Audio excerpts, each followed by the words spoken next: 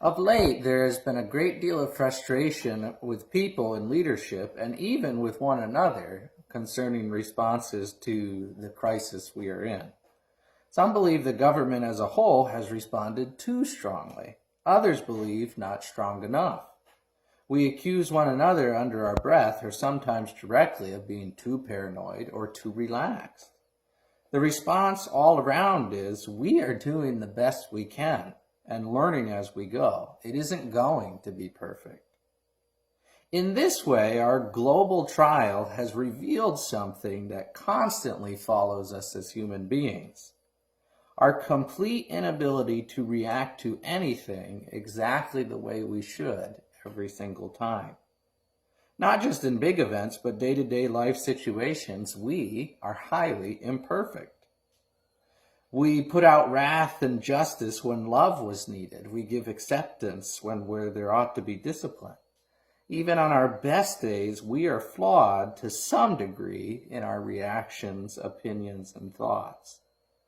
Perfect is one of the chief things that makes God so far above us.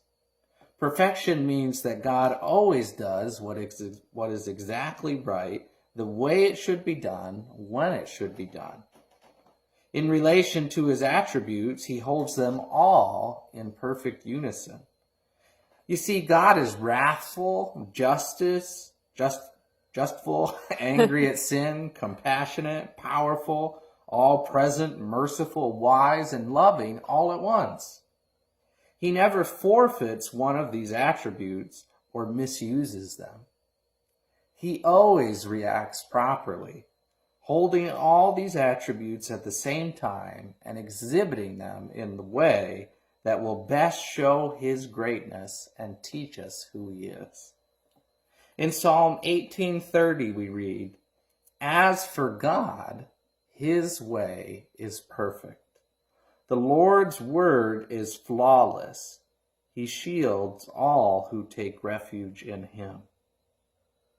There are so many ways that God's perfection is on display. Promises God makes are never broken. No one else in the world can say that every promise they have ever made was kept. Blessings God offers are always given when we obey him.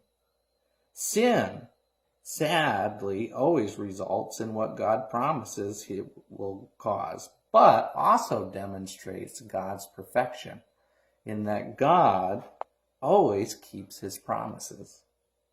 God never overreacts to a situation and never shows mercy when he should have shown judgment. God always responds to all our actions exactly as they should have been responded to. A very encouraging fact about God's perfection, for example, is that he is both all-powerful and all-wise.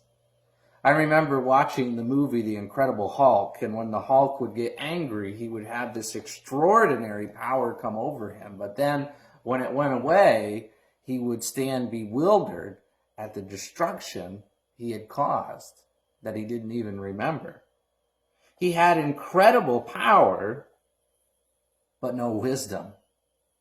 Just imagine a God who is all-powerful, but not wise in the use of that power.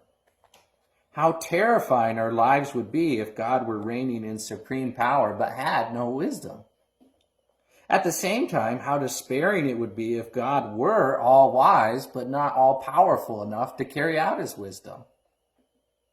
If God were not holy and righteous, there would be no good in this world because there would be no moral law by which we live. But if God were holy, righteous, and wrathful, but offered no grace or mercy, where would we be?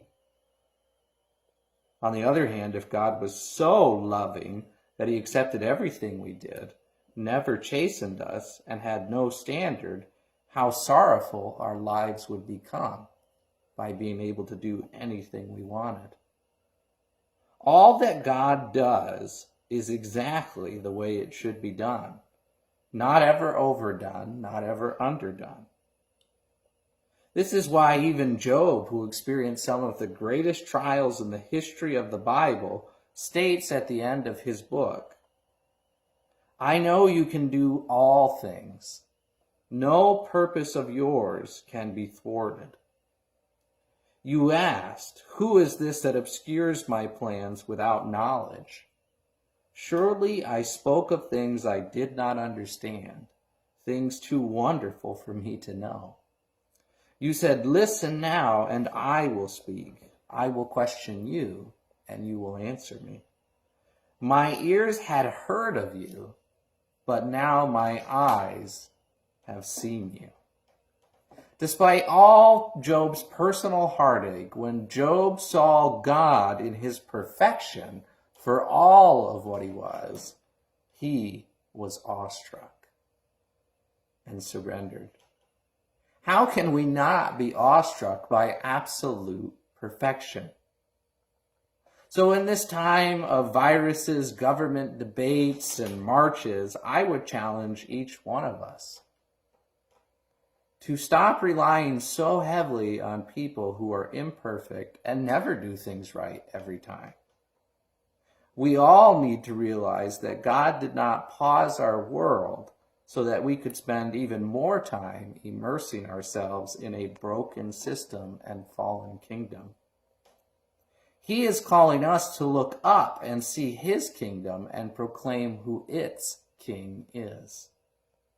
How much more encouraging is it to dwell on the one who is truly in charge of this situation, and on the fact that being in charge, he is always perfect in every way, never ceasing to act perfectly.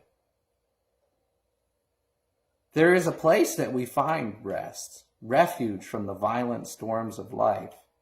So let us drop our anchor down through the waves of life's situations and remain fixed to the bedrock underneath, God's never-ending perfection and the wonder of who he is. There will never be a better way to walk this life.